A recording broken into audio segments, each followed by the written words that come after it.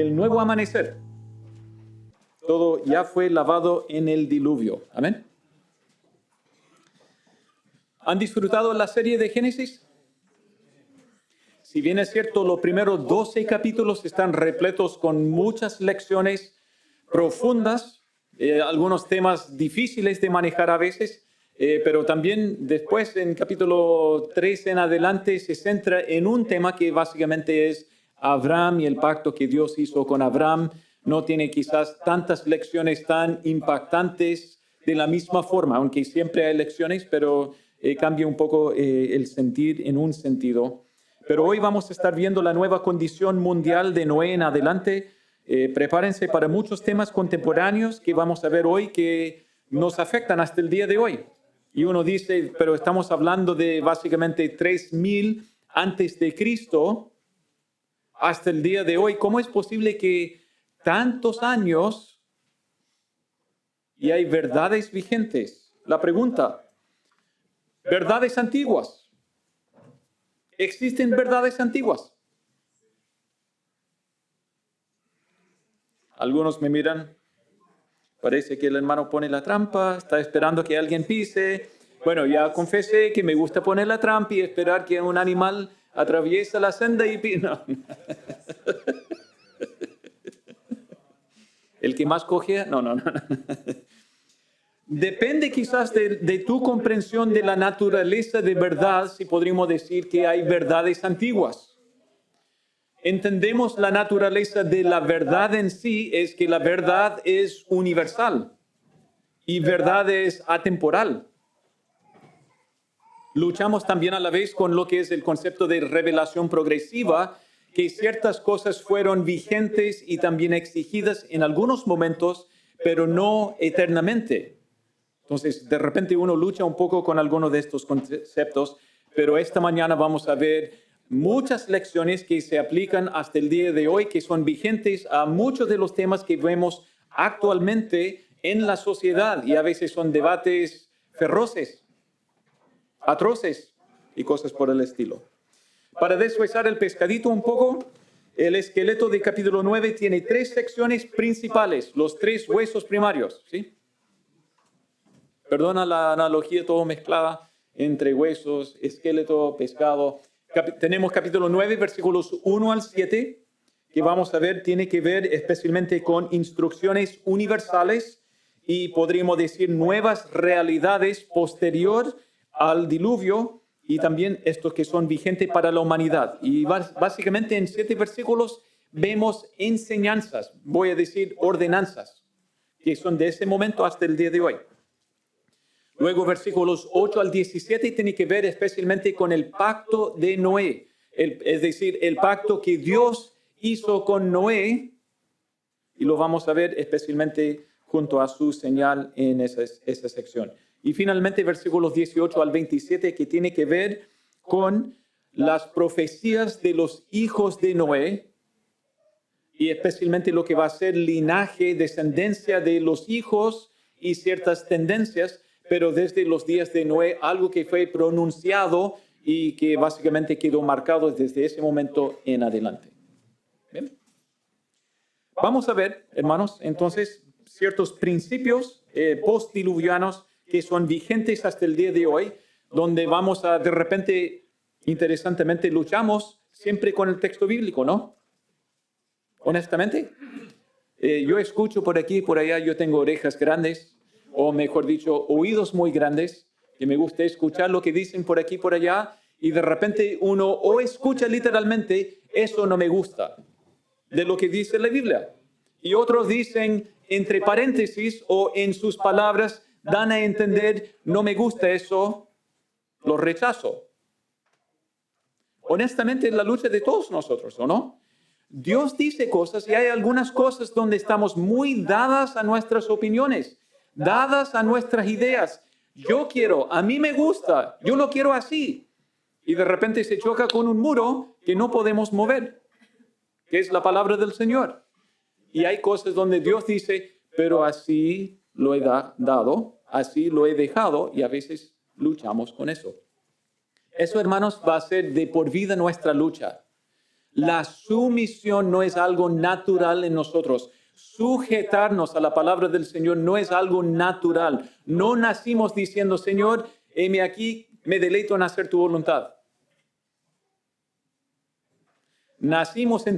Entramos en este mundo diciendo, a ver, ¿qué me vas a decir? A ver, ¿qué vas a poner? ¿Cuáles reglas vas a poner a mi vida? Y es básicamente nuestra actitud. Entonces, veamos algunos de estos principios que vemos aquí en Génesis capítulo 9. Principios postdiluvianos que son vigentes hasta el día de hoy. Vemos en versículos 9, 1 al 7, las ordenanzas de Dios para proteger la humanidad postdiluvio. Ordenanzas de Dios para proteger la humanidad postdiluvio. Vemos especialmente les voy a compartir 3 ordenanzas que encontramos en esta sección, que tiene que ver, en primer lugar, la propagación de vida. La propagación de vida. Versículos 1 y también versículos 7. Y es un mandato que Dios ya dio antes, pero también se lo repite de nuevo en esta sección. La segunda ordenanza tiene que ver con la protección de vida, que encontramos tanto en versículo 2 como también 4 al 6. Y es, por lo tanto, una ordenanza de protección de vida, una institución nueva que no había existido antes de ese momento. En tercer lugar, vemos una provisión alimenticia de vida, versículos 2 al 3. ¿Okay? Entonces, son básicamente las 3 ordenanzas y 3 temas que vamos a ver. Y lo interesante es que cada una de estas ordenanzas se choca con filosofías, mentalidades, ideologías de hoy en día en nuestro mundo. Y es donde dejamos o la palabra hablar más fuerte o que el mundo nos vaya moldeando, presionando y también dictando cómo debemos responder. Veamos entonces en orden estas cosas que Dios dijo tanto a Noé y sus hijos, pero después entendemos también a todas las generaciones después de ellos. ¿Okay? En primer lugar, vemos en versículos 1 al 7 la propagación de vida. Esta primera ordenanza tiene que ver con multiplicarse. En otras palabras, familias con hijos. ¿Sí? Tal como se ve ahí en la pantalla. Dice versículo 1, bendijo Dios a Noé y a sus hijos. Bendijo. Y les dijo, fructificad y multiplicaos y llenad la tierra. La pregunta, hermanos, ¿dónde hemos visto eso ya en el libro de Génesis? Adán y Eva, capítulo 1. Vayan ahí en sus Biblias, abran sus Biblias o prendan sus Biblias, dependiendo de lo que tienen ahí. Si no tiene el motor de arranque para su Biblia digital. Versículo 1:28. Génesis 1:28, y los bendijo Dios y les dijo, fructificad y multiplicaos, llenad la tierra y sojuzgadla y señoread en los peces del mar, en las aves de los cielos y en todas las bestias que se mueven sobre la tierra. Por lo tanto, vemos que después del diluvio Dios está repitiendo ese mandato. Yo creo que es importante igual observar que hay alguna modificación. Algunas de las cosas que Dios dijo desde capítulo 1, Dios no repite ahora en capítulo 9. Especialmente esto de sojuzgar la tierra y señorear sobre el reino animal. Pero vamos a ver una provisión que Dios da para así ayudar un poco en cuanto a manejar ciertas cosas ahí.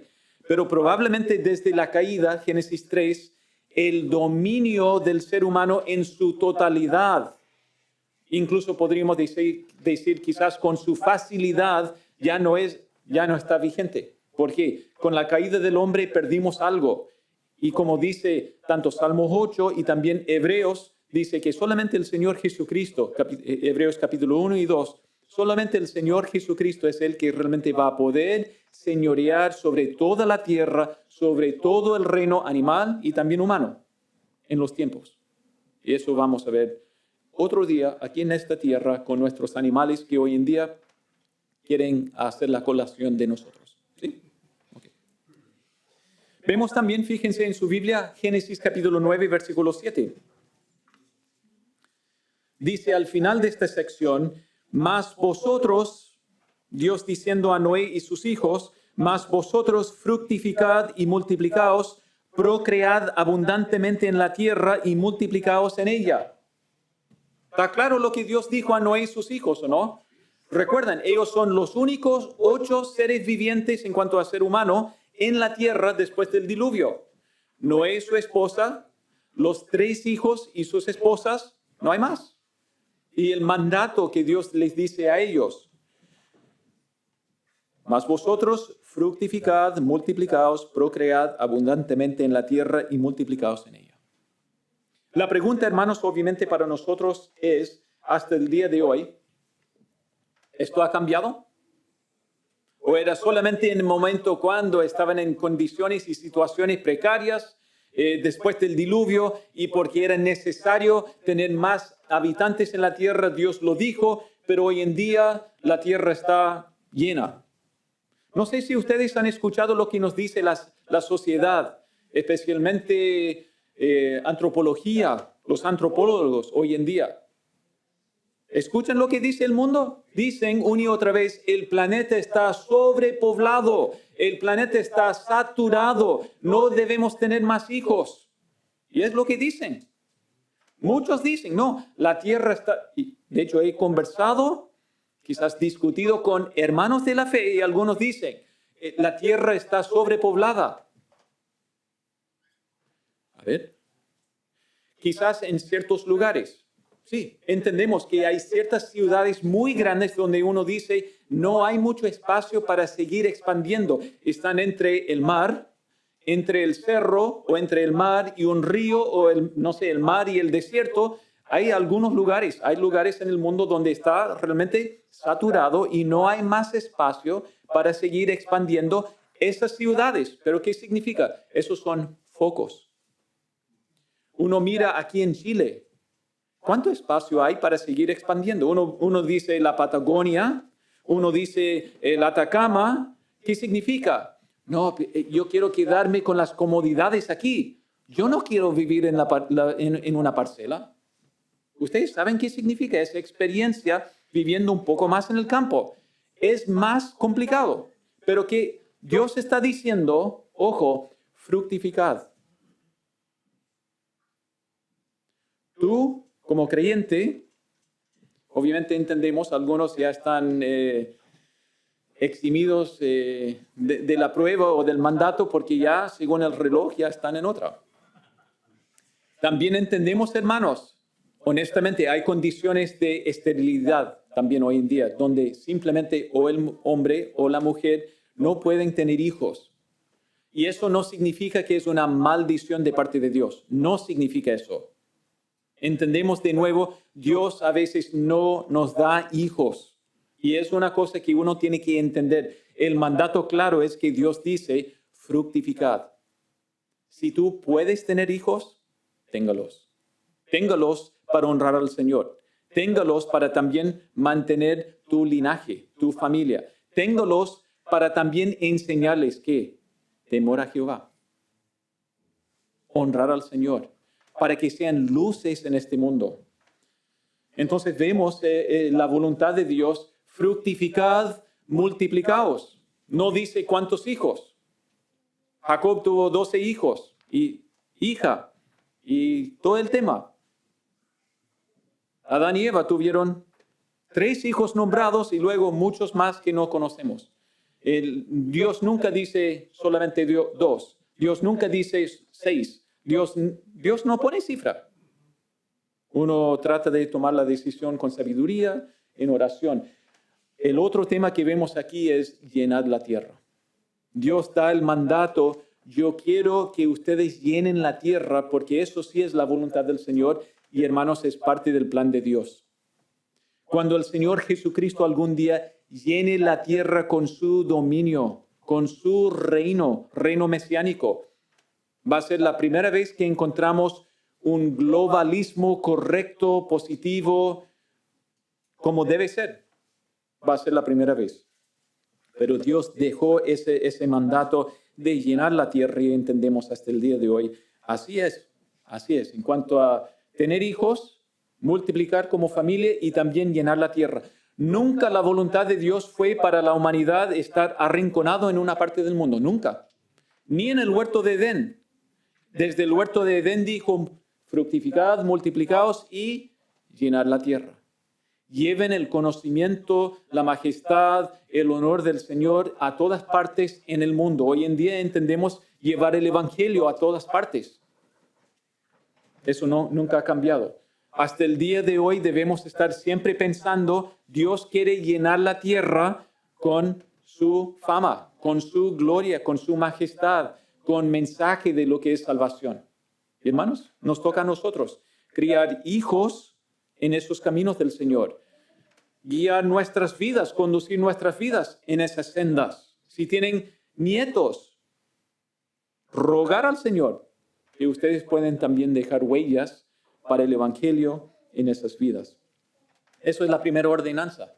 Oye, ustedes que bajaron del arca tienen que llenar la tierra porque les toca a ustedes. ¿Okay? Podríamos hacer en otro momento la pregunta si Noé era obediente a este mandato o no, desde ese momento en adelante. Eso va a ser una pregunta quizás que volvemos a tocar después. En segundo lugar, vemos también desde versículos 2, 4 al 6, vemos la protección de vida, la protección de vida. Dice en versículo 2, el temor y el miedo de vosotros estarán sobre todo animal de la tierra y sobre toda ave de los cielos, en todo lo que se mueve sobre la tierra, en todos los peces del mar, en vuestra mano son entregados. No vemos que Dios dice que tienen que ejercer dominio, de señorear, pero dice una provisión de parte de Dios, los animales les van a tener temor ahora. Algo que al parecer no era parte de la realidad antes del diluvio. Después llega a ser algo vigente, un temor. Vamos a ver quizás por qué tienen un miedo los animales en un par de versículos. Algo que va a ser bastante lógico ahí, algo que cambió. Pero Dios dice ahora, los animales van a tener terror de ustedes.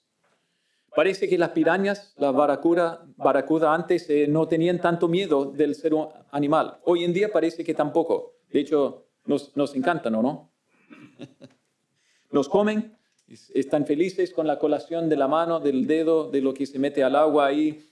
Algunos animales hasta el día de hoy parece que no tienen miedo de nosotros. El oso grizzly. Te dice, ven a pasear, a hacer senderismo, yo estoy esperando que vengan a pasear un poco en mi territorio. Pero Dios dijo, en general los animales ya van a tener miedo desde ese momento en adelante. Antes de eso, no lo tenían. Pero vemos, no se olviden algo que también Dios había dicho en cuanto a la descripción de toda carne, incluyendo animales y aves, que se habían corrompido en la tierra. Es lo que dice Génesis capítulo 6. Dice Génesis 6, 11, y se corrompió la tierra delante de Dios, y estaba la tierra llena de violencia, y miró Dios la tierra, y he aquí que estaba corrompida, porque toda carne había corrompido su camino sobre la tierra, y Dios dice, voy a raer con ser humano, y también todos los animales, aves, todo lo que Dios había creado. En estos versículos también vemos algo más allá que simplemente un cambio en cuanto a la relación de los animales con el ser humano. Vemos especialmente versículo 4 en adelante. Versículo 5 en adelante. Dice Dios, porque ciertamente demandaré la sangre de vuestras vidas. De mano de todo animal la demandaré y de mano del hombre. De mano del varón su hermano demandaré la vida del hombre. Nos hace pensar en cuanto a Caín y Abel. Voy a demandar, exigir explicaciones del hermano que derrama la sangre de su hermano. Versículo 6. El que derramare sangre de hombre, por el hombre su sangre será derramada, porque a imagen de Dios es hecho el hombre. Entonces vemos algo que es nuevo desde ese momento en adelante. Después del diluvio, Dios entra en lo que nosotros diríamos una dispensación, que son ciertas reglas que Dios da para la humanidad. Y esta dispensación nueva tiene que ver con gobierno. Antes Dios no había dado esta legislación o esta exigencia, pero de aquí en adelante Dios dice, si tú derramas sangre de un ser humano, te voy a exigir eso. Por lo tanto, entendemos no solamente rendir cuentas a Dios, también el tema de pena de muerte, y también detrás de esto entendemos el concepto de lo que es la institución de gobierno. En vez de un vengador familiar, que Abel murió y a lo mejor vamos a decir cuando Set nació, él podría decir, Caín, mataste a mi hermano y por lo tanto te voy a matar a ti. Entendemos desde ese momento la institución, un gobierno que puede exigir leyes civiles, un código penal y decir, tú no puedes matar. Y si tú mataste a otro con intención, el gobierno puede quitarte la vida, la pena de muerte. Yo entiendo que este tema es delicado. Todos los años que yo he enseñado el libro de Génesis, siempre hay hermanos que dicen, yo no estoy de acuerdo con la pena de muerte.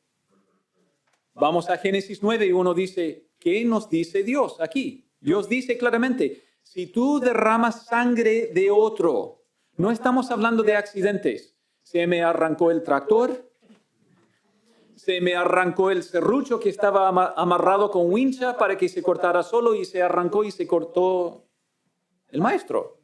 Estamos hablando de actuar con intención apuntando a la muerte de otro. Y Dios dice, si tú derramas sangre, tu sangre tiene que ser derramada, la pena de muerte. Podríamos hacer la pregunta, ¿quién lidera al mundo en cifras de ejecuciones como pena de muerte? Y ahí ustedes pueden pensar, voy a apostar que ese país es el líder mundial en cuanto a aplicar la pena de muerte. Ya tienen países en su mente, banderita con cifras, todos están listos a apostar, ¿o no? Todos están diciendo, yo estoy seguro que ese país es el líder mundial. Veamos, esto viene de una organización que trata de proteger los derechos humanos al nivel mundial. ¿Ok? Esto viene del año 2022.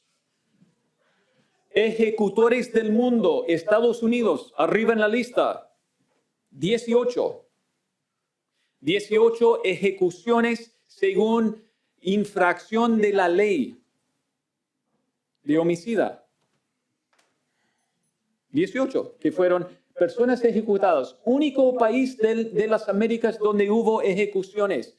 Y uno dice, maldad, ese país, maldad.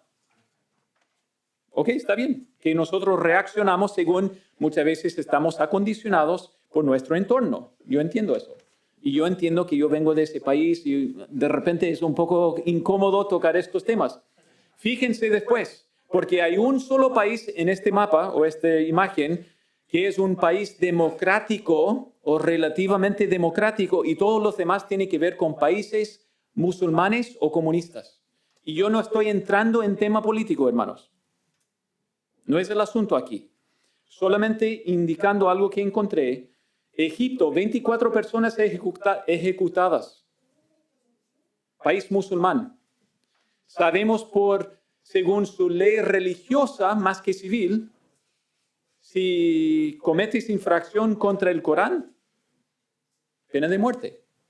Y a veces es por acusación, más que nada. Arabia Saudita, 196 ejecuciones, de nuevo, según la ley musulmana. No estamos hablando de un código penal civil. Irán, más de 576 personas ejecutadas. De nuevo, otro país musulmán. China, de hecho, dicen no tienen cifras, no tienen evidencia suficiente para estimar cuántos miles ejecutados bajo un régimen cruel.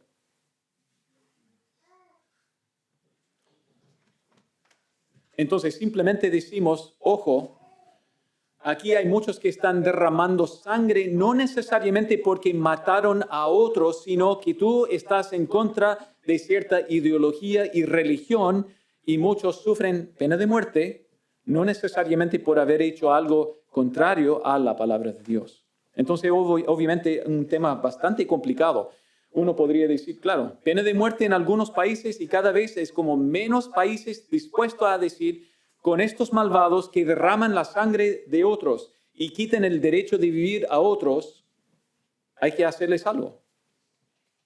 Estamos bajo la gracia, ¿no? Estamos bajo la misericordia. Hay que perdonar a todo. ¿Qué dice Dios?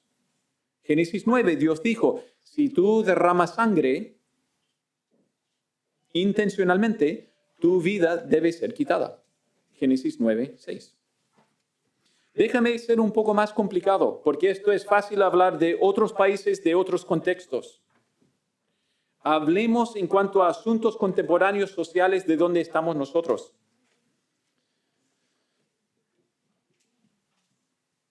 No es quitar vida, no es derramar sangre, abortar una persona que Dios creó, simplemente porque o la mujer o el papá, alguien dice, tienes que eliminar ese problema.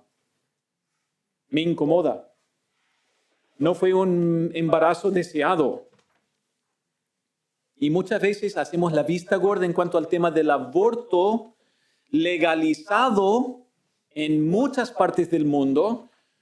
Y uno dice, qué maldad cuando Dios dice, tú estás derramando la sangre. Y ojo, fíjense lo que dice al final del versículo 6.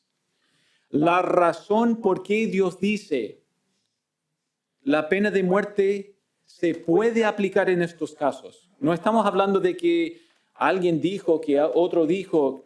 Estamos hablando de que está comprobado, hay evidencia, tú eliminaste a otro ser humano. La razón dice al final del versículo 6. Por el hombre su sangre será derramada. ¿Por qué? Porque a imagen de Dios es hecho el hombre. Incluso el hombre pecador. Incluso el hombre después de Génesis 3. Todavía el pecador contiene y expresa, refleja la imagen de Dios en sí, a pesar de su pecado. Entonces hay una ley universal que Dios está diciendo, hay que respetar, hay que proteger, hay que preservar vida humana porque es hecha a la imagen y semejanza de Dios. Muchos en este mundo no lo creen. Hasta que el bebé dé la cara, no es un ser viviente. Y Dios dice desde la concepción, incluso mucho antes que esto, cuando no tenga apariencia de un ser humano, es un ser hecho a la imagen de Dios. Aún como feto, chiquitito, que parece como mono, que parece como gallina, lo que sea, en sus etapas de desarrollo. Pero Dios dice, a mi imagen, tú no tienes derecho de eliminarlo. El aborto legalizado y uno dice, no, pero bajo ciertas causales se puede explicarlo, se puede justificarlo. Y Dios dice, ¿cuántos causales? La palabra del Señor. En segundo lugar, podríamos también hablar de lo que es eutanasia. Y de nuevo, hermanos, no estoy yendo al tema político, estoy hablando de lo que son ejemplos de nuestro entorno. Ustedes han escuchado aborto bajo 3 causales. Hoy en día, y esto fue de 2022, todavía bajo el mismo presidente, pero él dijo, ingresaremos la urgencia a la tramitación del proyecto de ley que establece el derecho a la eutanasia en Chile.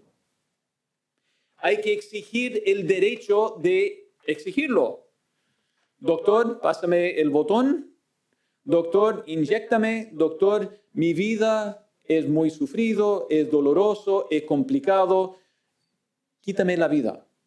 ¿Y qué está diciendo el presidente? ¿Qué está diciendo muchas veces los senadores o el Congreso? Vamos a legalizar eso para que tú puedas dar terminación de tu vida. Obviamente siempre dicen cuando uno está agonizándose, cuando uno está simplemente sufriendo mucho, pero ¿saben qué, hermanos? Siempre eso llega a ser muy interesante cuando uno comienza a definirlo. ¿Cuántos de nosotros estamos agonizándose actualmente? ¿Y qué decimos? Mi vida dolorosa. Ay de mí. Mi vida no tiene sentido. ¿Y qué comenzamos a hacer, hermanos? Sin exagerar. ¿Cuántos jóvenes hoy en día que luchan con el tema de yo quiero terminar mi vida? Esto significa incluso si uno pudiera escuchar lo que estaban diciendo en cualquier momento. No están hablando de gente a los 95 años muriendo de un cáncer terminal. La idea es, tú podrías decir en cualquier momento, si tienes más de 18 años, tú puedes exigir del doctor, quítame la vida.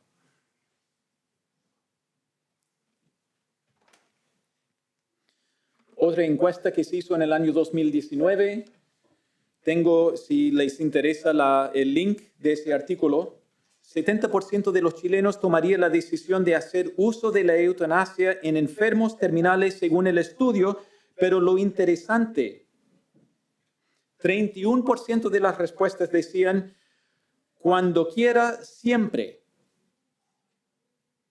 Si uno es mayor de 18 años, tú podrías pedir eutanasia en cualquier momento. En cualquier momento. No importa la condición, la situación, la edad, cualquier momento. También en cuanto a 30% que decía desde los 14 años con autorización de los padres. Si tú tuvieras una condición o terminal o muy sufrida, mayor de 14 años, con permiso de los papás, podrías decir, doctor, inyéctame, quítame la vida. Yo entiendo, hermanos, que son casos complicados y delicados. No estoy negando esas situaciones donde personas agonizan con enfermedades o tumores o lo que sea. Pero Dios dice otra cosa. El que da vida es el que tiene el derecho de quitar vida. El único. El único. Y otra vez, esto es muy importante entender, especialmente, hermanos, la diferencia entre animales y seres humanos. ¿Por qué? Porque con este tema, no sé si ustedes en algún momento han tenido un animal terminal, con tumores, con qué sé yo, y uno dice, veterinario, veterinaria, por favor, ¿es posible venir a sacrificar el pobre animal que está sufriendo? Y te dicen, eso es falta de ética, no lo hacemos. Hay que eliminar la vida de un ser humano cuando quieran. Es legalizado. Para eso estamos. No queremos que nadie sufra, pero no toques mi mascota. Los insultos que nosotros ofrecemos a Dios, haciendo vista gorda y confundiendo el tema en cuanto a entender la diferencia de vida animal y lo que es la gran diferencia del ser humano hecho a la imagen de Dios.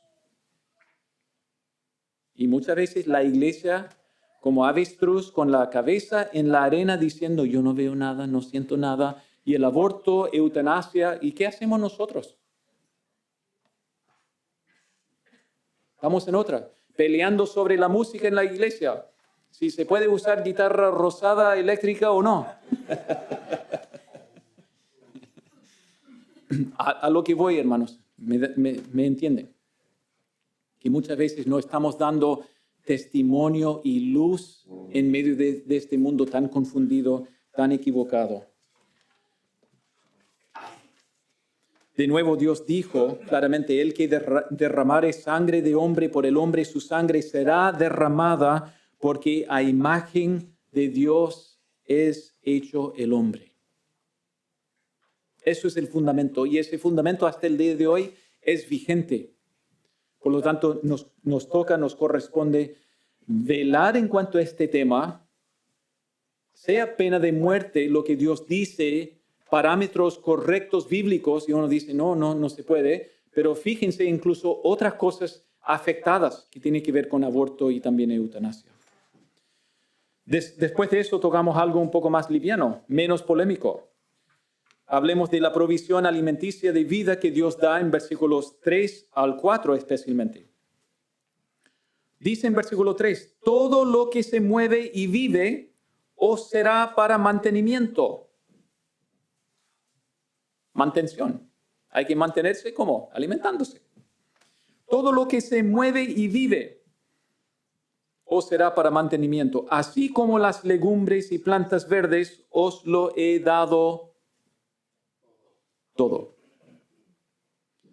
Versículo 4, pero carne con su vida, que es su sangre, no comeréis. Entonces vemos de nuevo, no solamente familias, pero vemos ricas comidas vietnamitas ahí, con ricos platos y es excelente esa comida. Lo he probado, hecho por esas personas, amigos míos que preparaban comida. No me senté en el suelo, pero rica comida, mejor que la comida china. Mucho más saludable, mucho más natural. No. Pero un tema que surge aquí, uno dice de nuevo, algo tan simple, algunos versículos que está hablando de lo que se puede comer y vivimos nosotros rodeados de estas polémicas y estas discusiones.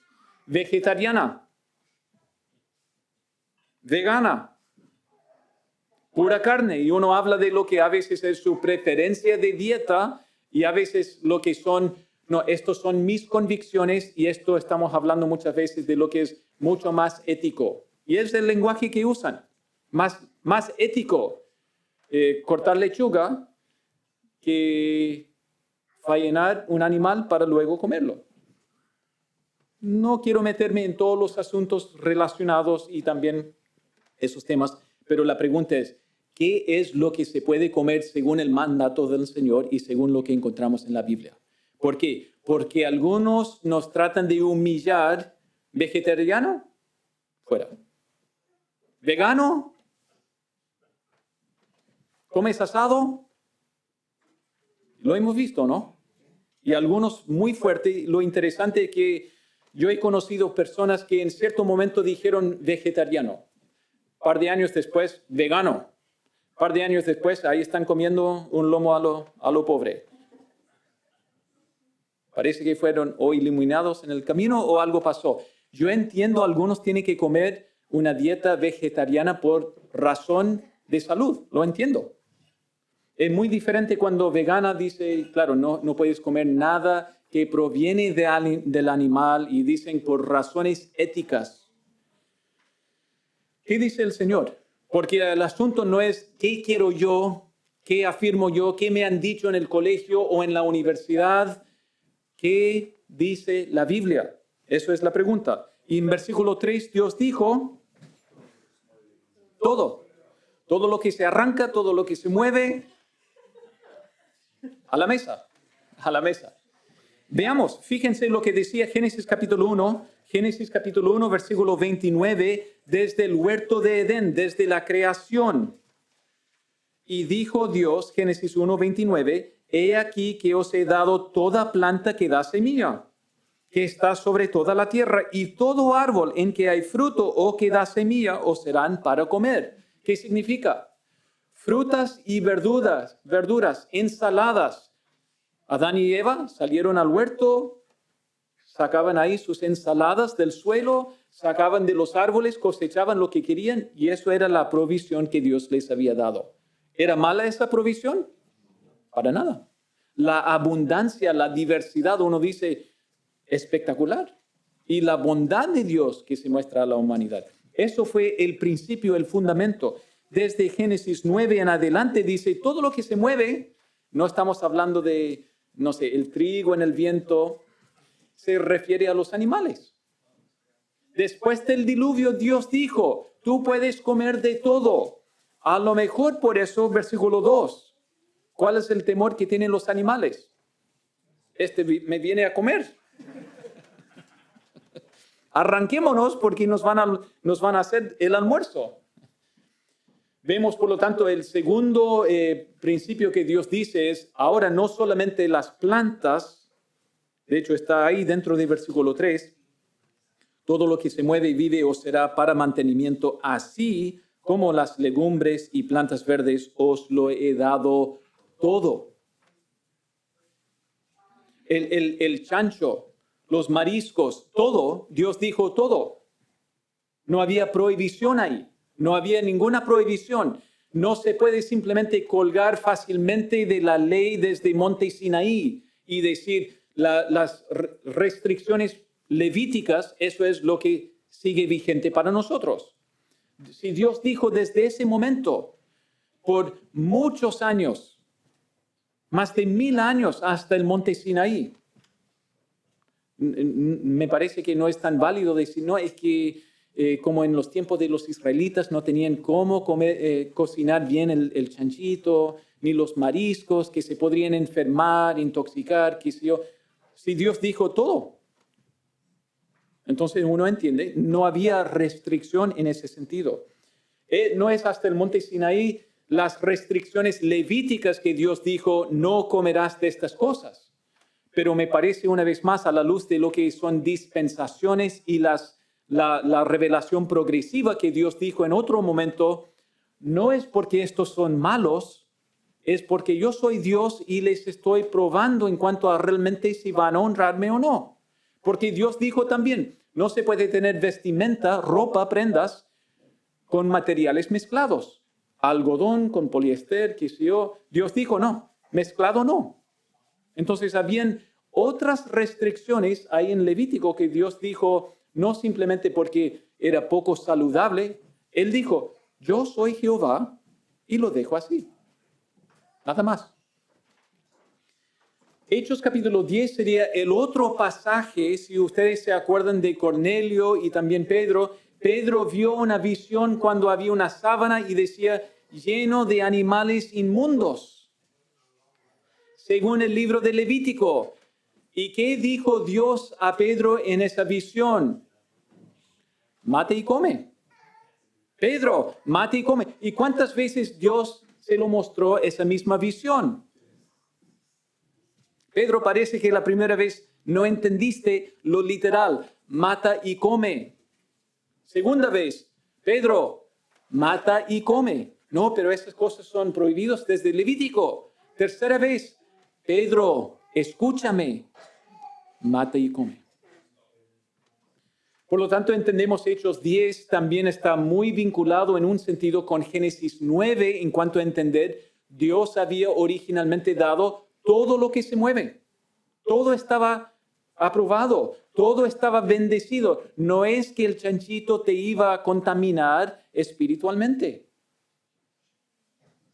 Es importante entender estas cosas cuando vemos tanto el desarrollo. Lo único en Hechos capítulo 15, donde vemos había una prohibición, lo único en Hechos 15, justo después de Hechos 10.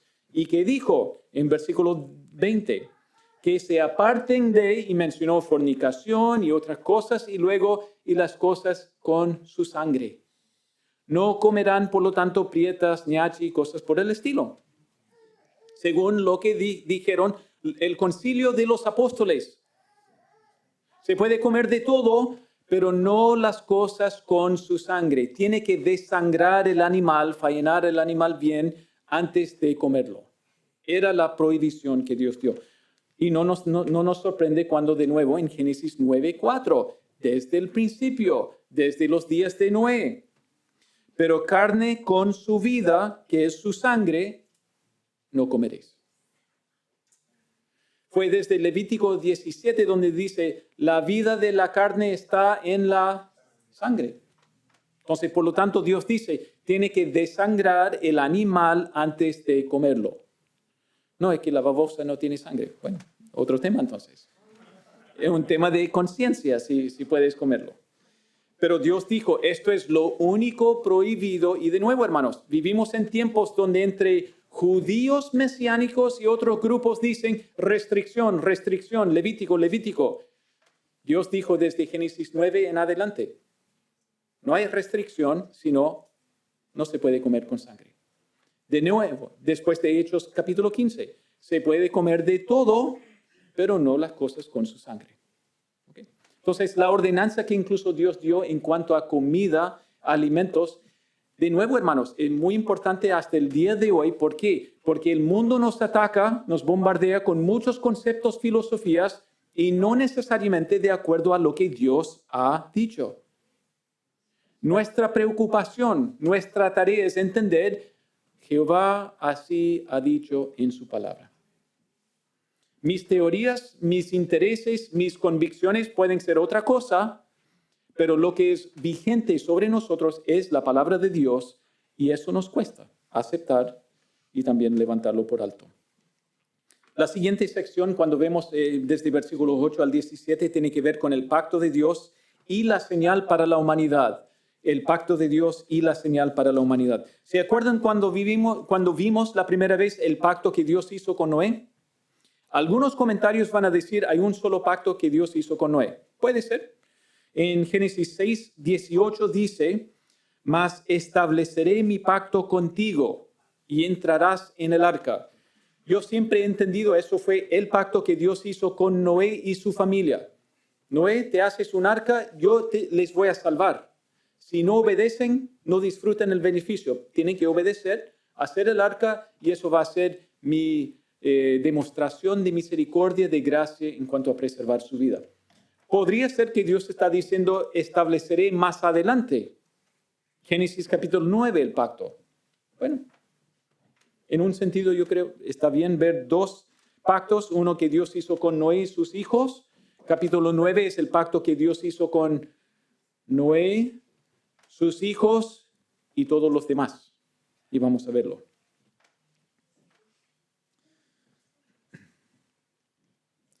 Dice en Génesis 9:9, he aquí yo establezco mi pacto con vosotros y con vuestros descendientes después de vosotros.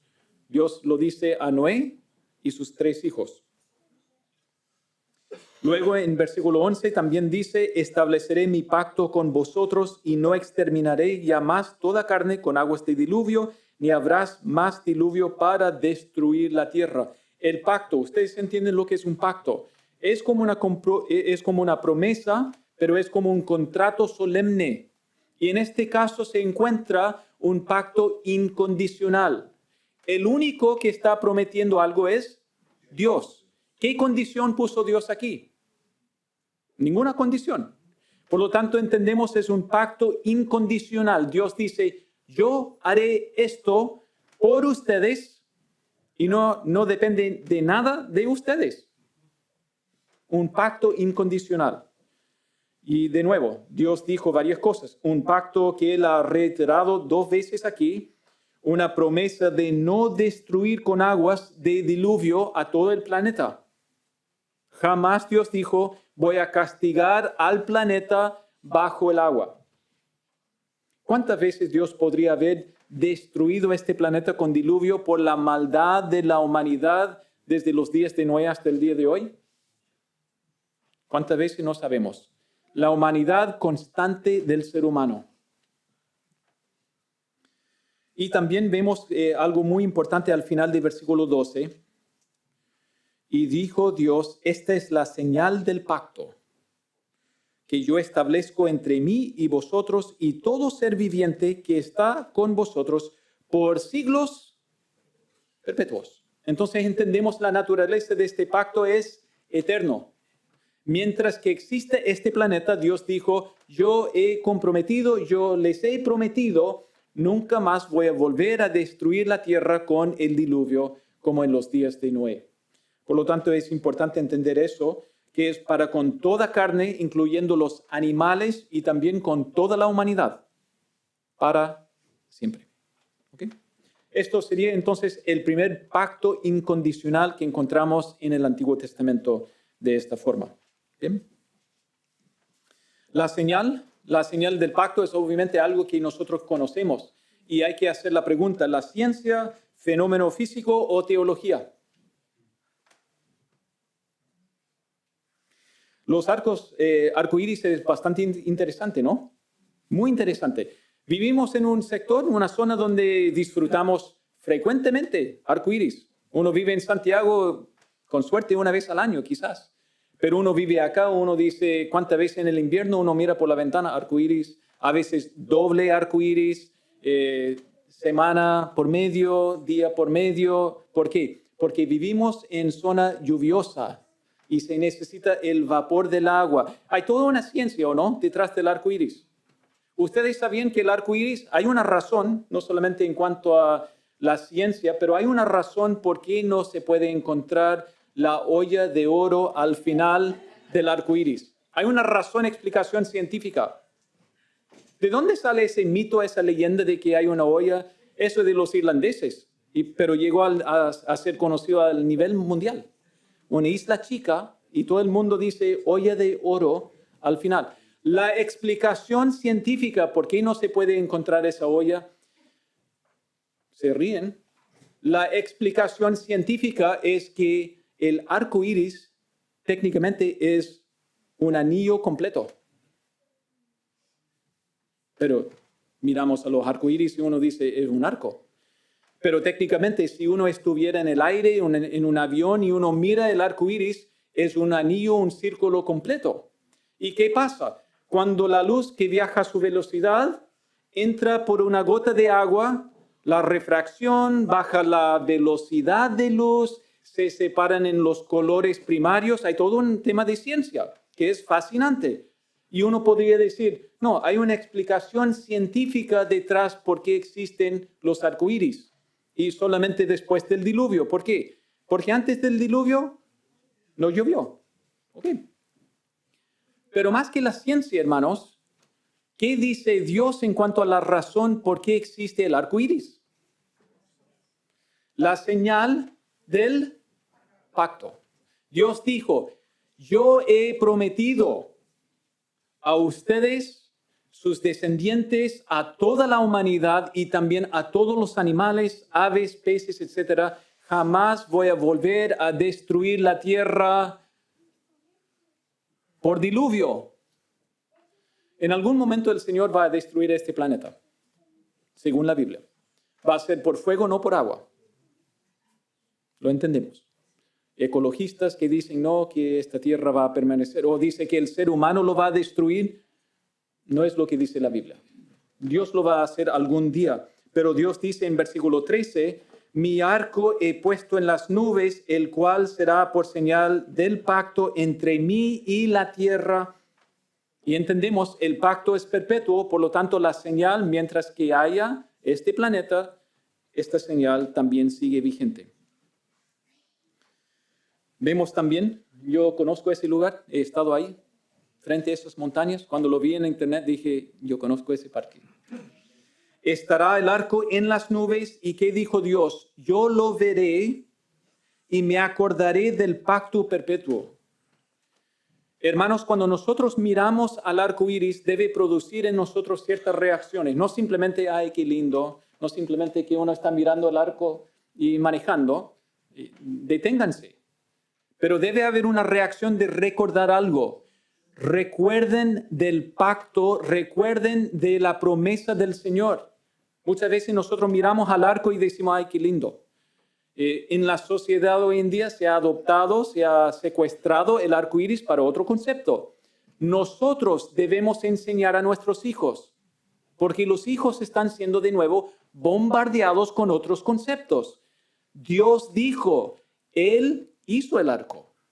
Y el arco iris es un recuerdo de la promesa de Dios. Hijito, o si estás manejando quizás con un compañero de trabajo, lo que sea, háblale de lo que dijo Dios. Sabe que los científicos dicen, la sociedad nos dice, pero Dios dijo en su palabra, esto es el significado. Pero es una señal que nosotros vemos. Pero ¿qué dice Dios? Dios dice, cuando yo pongo el arco, yo lo veré y me voy a acordar del pacto. ¿No es lo que dice? Versículo 16. Entonces debemos tener la reacción de glorificar al Señor. Señor, la hermosura que tú pones en él, pero es para recordarnos. Debemos recordar, por tanto, la promesa. Debemos adorarle al Señor cuando vemos esa promesa, porque el arco es la señal. Jamás Dios nos va a sujetar a un diluvio porque nos ha salvado y es una muestra de misericordia. Hermanos, en otras palabras, cuando vemos el arco, si estamos con alguien, no importa si ha escuchado el Evangelio, prediquemos de la misericordia de Dios, porque el arco iris debe recordarnos de la misericordia de Dios. Yo les tengo mucha misericordia. Y nos debe conducir al Evangelio del Señor Jesucristo. Si quieres conocer la misericordia verdadera y eterna, conoce a Jesús. Conoce a Jesús. La última sección, versículo 20 en adelante, las profecías de los hijos de Noé. Este pintor, artista James Tissot, ha dibujado muchos, de hecho pintado muchos de estos cuadros que son de cuadros bíblicos. Ustedes pueden sospechar quién es el villano de la película, ¿no? Claramente. De los 3 hijos de Noé, ¿quién es el villano de la película? ¿Quién tiene pinta de ser malvado? El de en medio, el más feíto, claro, va a ser el bueno, el feo y el malo. Uno encuentra, y efectivamente tenemos a Jafet. ¿Por qué? Porque Jafet fue de la zona de Europa. Entonces seguramente es el más clarito, medio rubio. Tenemos a Cam, el más feo, el más malvado, el que fue maldecido. Y luego Sem, que es un poco más alto, un poco más noble, que es como el padre de lo que van a ser luego Abraham y también descendencia de los judíos. Entonces es importante más que nada encontrar aquí los 3 hijos y podríamos hacer la pregunta, ¿cómo sabemos que Noé no tuvo otros hijos después del diluvio? Porque dice ahí en versículo 28, y vivió Noé después del diluvio 350 años. Caleta de tiempo para tener más hijos. Entonces, ¿por qué no sospechamos que Noé no tuvo más hijos? Porque la Biblia lo dice. Fíjense lo que dice en versículos 18 y 19. 18 dice, y los hijos de Noé que salieron del arca fueron Sem, Cam y Jafet. Y Cam es el padre de Canaán. Antenitas. Cam es el padre de Canaán. Siempre se habla de lo que va a ser importante, una nación en relación a su padre. Versículo 19. Estos 3 son los hijos de Noé, y de ellos fue llena toda la tierra. Si Noé tuviera otros hijos, significa que tendría que haber sido también poblada la tierra de los demás hijos. Pero la Biblia dice, la tierra fue poblada de los 3 hijos de Noé. Por eso lo entendemos. ¿Qué encontramos, hermanos, aquí desde el versículo 20 hasta 27? El único episodio después de bajarse del arca, después de adorar al Señor con holocaustos. Esto es el único episodio en la vida de Noé que se narra. Y es vergonzoso. Y es un escándalo. Es impactante. Que probablemente Noé habría dejado algún registro de alguna forma que obviamente no le embellece a él. Entendemos, hermanos, por qué la Biblia es veraz, porque no hace vista gorda al pecado. No dice Noé que fue el gran héroe durante el diluvio, un hombre de fe, un hombre justo, un hombre de integridad, y ahora encontramos un episodio escandaloso que da vergüenza. Vemos desde el versículo 20, después comenzó Noé a labrar la tierra y plantó una viña. Encontramos que Noé es a la pinta de su padre Adán. ¿Por qué? Porque es labrador de la tierra, igual que Adán. Cuando Adán fue expulsado del huerto de Edén, tuvo que labrar la tierra con sudor, con dolor.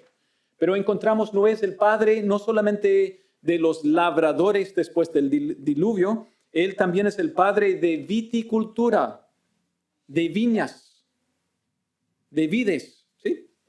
Según la Biblia, Noé es el padre de desarrollar a lo mejor todas las cepas y variedades que hablen con el agrícola en cuanto a entender quizás más información respecto al tanto. Pero la Biblia dice, Noé es el padre. También Noé es el padre de vinicultura. En muchas de las culturas, y algunos se ríen a lo mejor, en muchas culturas el concepto era que los dioses o los semidioses habían dado al ser humano el vino. Y la Biblia dice, fue Noé. Noé fue el primero en machucar la uva, probar la chicha y decir, el juguito está un poco picante.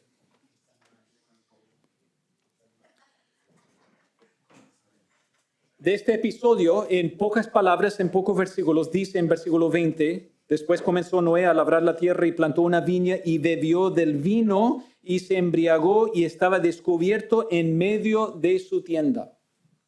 En básicamente un versículo vamos de algo inocente, algo que es simplemente una profesión, a lo que es un escándalo. Su vino embriaguez y finalmente desnudez. Y encontramos los mismos episodios, descripciones que vimos en cuanto a Adán. Adán que tomó del fruto, comió, estaba desnudo y también algo que terminó con maldición. Igual en el caso de Adán y ahora con la nueva generación, un nuevo amanecer, volvimos, es como una película que vuelve al principio. Pero Noé, con condiciones pristinas, con una familia pristina, tú tienes el mejor amanecer desde Génesis 3 y durante su vida una caída. Es trágico, bastante trágico.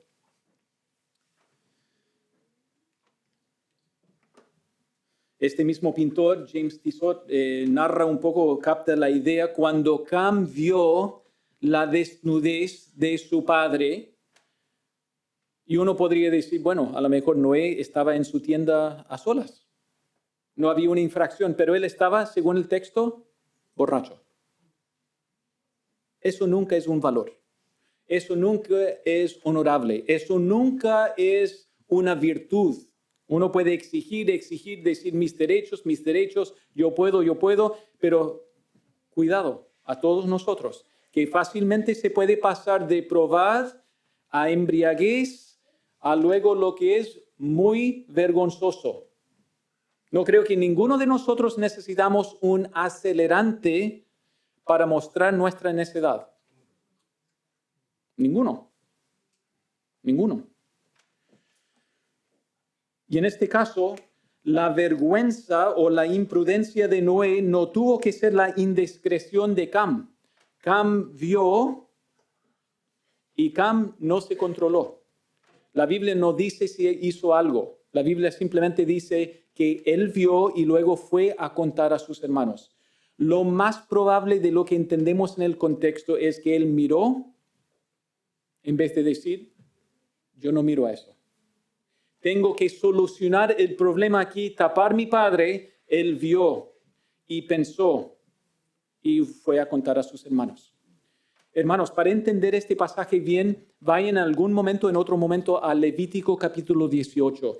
Levítico 18 en versículo 3, cuando habla de los descendientes de Cam, que son los egipcios, Mizraim es la palabra para Egipto. Mizraim, cuando vemos en Génesis 10. Y también los cananeos, que son descendientes de Cam. Y dice en Levítico 18:3, no haréis como hacen en Egipto, ni en tierra de Canaán. Y habla luego todo un capítulo de que no mirarás a la desnudez de tus parientes. Y al principio de ese capítulo decía, no haréis como los egipcios, ni como los cananeos. ¿Por qué? Porque ellos tienen otras costumbres, pero mi pueblo, Dios dijo, no mirarán a la desnudez de nadie. Porque eso es una vergüenza. Los dos hermanos cuando se enteraron, Jafet y Sem, rápidamente actuaron en cuanto a cubrir la desnudez de manera prudente, de manera discreta, de manera honorable. Y encontramos que ellos actuaron de acuerdo a lo que fue la voluntad de Dios. Hermanos, obviamente este tema también es algo vigente hasta el día de hoy, de luchar cuando vivimos en un contexto de mucha desnudez, sea en programas, sea propaganda, sea pornografía, es decir, estamos bombardeados, rodeados, y Dios dice a mi pueblo, ojo, tengan mucho cuidado. Dominio propio. Entendemos, por lo tanto, algo que dice Alan Ross en su comentario. Y de nuevo, vivimos en un contexto rodeado de vino, el vino más barato que la Coca-Cola muchas veces. Gato negro, gato blanco, lo que sea. Maldición y esclavitud, no el gozo de festejar. Uno piensa que el vino es simplemente la manifestación del gozo de festejar. Maldición y esclavitud procedían de su introducción al mundo. El pasaje implica que cualquier nación indulgente en el uso excesivo del vino o la desnudez ya está esclavizada. Al nivel mundial hoy en día, el vino, la desnudez, la imprudencia, un problema. puede ser a veces incluso problema en la iglesia, y ahí es donde, hermanos, necesitamos velar los unos por los otros en el buen sentido y también guardar el testimonio para el Señor. Lo que sucedió después de este episodio es obviamente ahí en versículo 25 en adelante. Noé, cuando se despertó, se dio cuenta de lo que había sucedido. Su hijo más joven, Cam, dice en versículo 25, maldito sea Canaán. De ese momento, Canaán, el hijo de Cam, y Cam, toda su descendencia, están alineados con Caín, con los que se alejan del Señor, bajo una maldición. Versículo 26, dijo más, bendito por Jehová mi Dios sea Sem y sea Canaán su siervo. Versículo 27, engrandezca Dios a Jafet y habite en las tiendas de Sem y sea Canaán su siervo. Entendemos entonces de ahí en adelante la familia, el linaje de Cam, de Canaán, es siempre marcado como en un sentido bajo la maldición. Eso no quiere decir, hermanos, que hasta el día de hoy nunca un cananeo podría ser convertido. Nunca, no significa que un egipcio jamás podría ser convertido. ¿Qué significa? Esto es simplemente un fundamento en cuanto a entender lo que viene después. Un linaje de bendición que Dios había escogido, que es el linaje de Sem. Y Dios dijo cosas particulares. Sem les voy a bendecir. Sem les voy a bendecir. Cam, por lo que hiciste, algo asociado con perversión sexual, ustedes maldecidos. Pero entendemos, hermanos, hasta el día de hoy, cualquier que se humille delante del Señor podrá tener el favor, el perdón, la gracia del Señor. Ha sido desde el principio hasta el día de hoy. Ruth, moabita. Otros de otras tribus que Dios decía, anatema, maldito. Y en otro momento, cuando se humillaron, Dios dijo, vengan a conocerme. Por lo tanto, entendemos simplemente, hermanos, una vez más, esta anticipación de lo que Dios está diciendo a través de Sem. Viene bendición de parte del Señor. Versículo 27, una pista mesiánica. Engrandezca Dios a Jafet. Y el sujeto es Dios. La segunda línea, y habite ¿quién? Dios en las tiendas de Sem. Por lo tanto, entendemos que es probablemente una línea mesiánica de entender a través de Sem, Abraham, etcétera, viene el Mesías que Dios ha prometido. Hermanos, en este pasaje hemos visto ordenanzas, lo que se puede comer, lo que no se puede matar al ser humano, el mandato también de procrear, de multiplicar. Luego el pacto con Noé, Dios dijo nunca más a través de un diluvio, y también profecía que tenía que ver con el futuro de sus hijos. Un pasaje Génesis 9 lleno de muchas cosas que tienen que ver con nuestras vidas hoy en día y las luchas constantes de hace 3, 4 mil años atrás, fácilmente.